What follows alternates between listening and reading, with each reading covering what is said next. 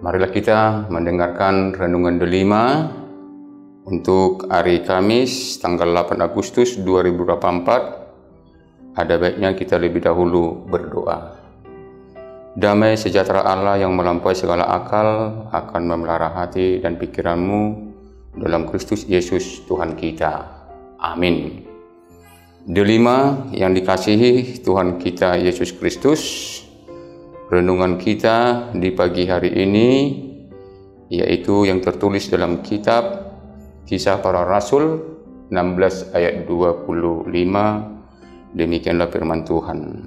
Tetapi kira-kira di tengah malam Paulus dan Silas berdoa dan menyanyikan puji-pujian kepada Allah, dan orang-orang hukuman lain mendengarkan mereka.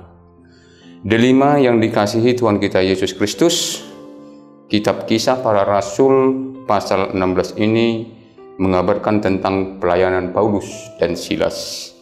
Di pasal ini, Paulus oleh tuntunan Roh Kudus berada di Makedonia, yaitu di kota Filipi. Di sana Paulus memberitakan Injil dan banyak orang percaya karena mendengar pemberitaan Injil yang disampaikan oleh Rasul Paulus. Tetapi rupanya tuan-tuan perempuan yang berada di kota itu, mereka memiliki kepentingan bisnis. Mereka melihat bahwa apa yang dilakukan Paulus ini merugikan bagi perempuan itu. Maka mereka mengasut, mencoba memfitnah sehingga Paulus dan Silas ditangkap dan dimasukkan ke penjara. Hal itu dapat kita lihat di ayat 19. Dan yang di kota itu banyak bangkit menentang Paulus dan Silas, dan pembesar-pembesar kota itu menyuruh mengoyakkan pakaian mereka dan menderah mereka dan melimpahkan mereka ke dalam penjara, dan di dalam penjara mereka dijaga ketat. Delima yang dikasihi Tuhan kita Yesus Kristus, kita lihat di sini bahwa Paulus ditangkap, diseret, didera, atau dihajar, atau dianiaya secara fisik. Tidak hanya itu, tapi mereka berdua juga dijebloskan ke dalam penjara. Di kita ini, kita heran, bukankah mereka berdua bisa sampai ke kota Filipi itu karena tuntunan Roh Kudus? Namun karena apa justru mereka malah ditangkap, diseret, didera, dianiaya? Apakah tuntunan itu salah? Apakah Roh Kudus itu salah? Kita melihat tidak sekalipun Paulus dan Silas mengeluh kepada Tuhan, tidak menyalahkan Tuhan kenapa membawa mereka ke kota itu, tapi mereka percaya di balik semuanya itu ada rencana Tuhan yang jauh lebih indah dibandingkan apa yang ada di pikiran mereka. Dari Kisah Para Rasul pasal 16 ini ada beberapa hal yang mau kita pelajari dari kitab kisah ini. Yaitu yang pertama, jangan pernah menyalahkan Tuhan atas apapun itu. Tuhan izinkan yang terjadi atas tiga, kita jangan curiga kepada Tuhan kalau Dia menuntun kita di jalan yang menyesatkan. Gak mungkin Dia Bapak kita yang baik.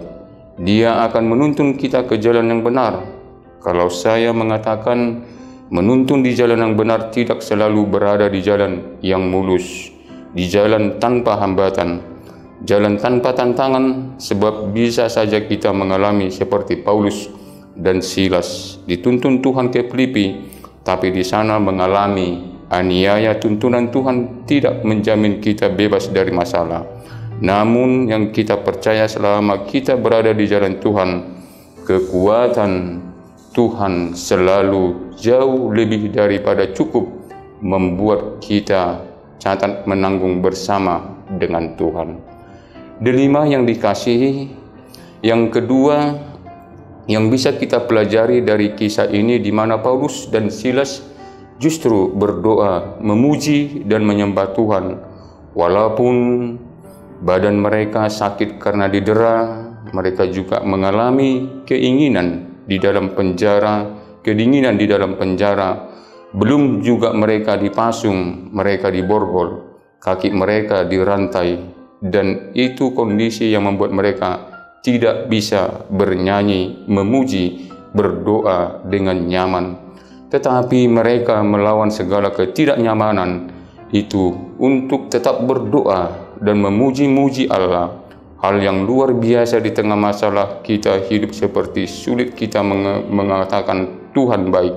Sepertinya lebih mudah bagi kita untuk mengeluh daripada bersyukur. Tapi belajar dari kisah ini, pilihlah untuk bersyukur, pilihlah untuk berdoa dan memuji Tuhan di dalam hidup setiap hari. Delima yang dikasihi Tuhan kita Yesus Kristus, yang ketiga, dari kisah ini dapat kita pelajari mujizat Tuhan terjadi di mana terjadi gempa bumi yang hebat hingga sendi-sendi penjara digoyah, dan seketika itulah terbukalah semua pintu dan terlepaslah belenggu mereka semuanya. Bagaimana mungkin itu bisa terjadi secara manusia? Itu tidak mungkin. Tapi malaikat Tuhan melakukannya bagi Paulus dan Silas, sehingga kita lihat peristiwa berikutnya di ayat 27. Ketika kepala penjara itu terjaga dari tidurnya, pintu-pintu penjara terbuka. Ia menulus pedangnya dan mau bunuh diri dan menganggap orang-orang itu telah melarikan diri. Tapi Paulus berseru dengan suara, "Jangan celakakan hidupmu, sebab kami semuanya masih di sini." Dan ini mengherankan bagi kepada kepala penjara. Di sini dapat kita lihat bahwa karakter Paulus memang luar biasa, di mana Paulus dan Silas tidak melarikan diri, namun kepala penjara dengan gemetar tersungkurlah ia di depan Rasul Paulus dan Silas. Kepala penjara itu tahu mereka berdua bukan orang biasa. Mereka ini memang utusan Allah. Sehingga kepala penjara itu mengatakan, "Tuan, apa yang harus kuperbuat?" Namun Paulus menjawab, "Percayalah kepada Tuhan Yesus Kristus dan engkau selamat, engkau dan seisi rumahmu." Delima yang dikasihi Tuhan kita Yesus Kristus, yang ketiga, lagi-lagi Paulus menggunakan kesempatan untuk memberitakan Injil, di mana kepala penjara dan seisi rumahnya bertobat, menerima Tuhan Yesus sebagai juru selamat, dan menurut tradisi mereka, inilah awal atau benih daripada gereja yang ada di kota Filipi. Manusia boleh berpikir bahwa apa yang dialami Paulus dan Silas itu adalah kecelakaan belaka, hal yang tidak menyenangkan. Tapi Tuhan mengubah itu, menyatakan rencananya yang indah. Maka lahirlah satu gereja yang luar biasa, yaitu jemaat Filipi. Apapun yang hari ini yang terjadi, jangan punya praduga buruk kepada Tuhan. Tuhan Allah tidak pernah salah menyatakan rencananya kepada kita. Belajarlah untuk menghadapi dengan penuh rasa syukur. Percayalah, ada mujizat ketika kita bersyukur. Salam Delima, Tuhan memberkati kita. Amin.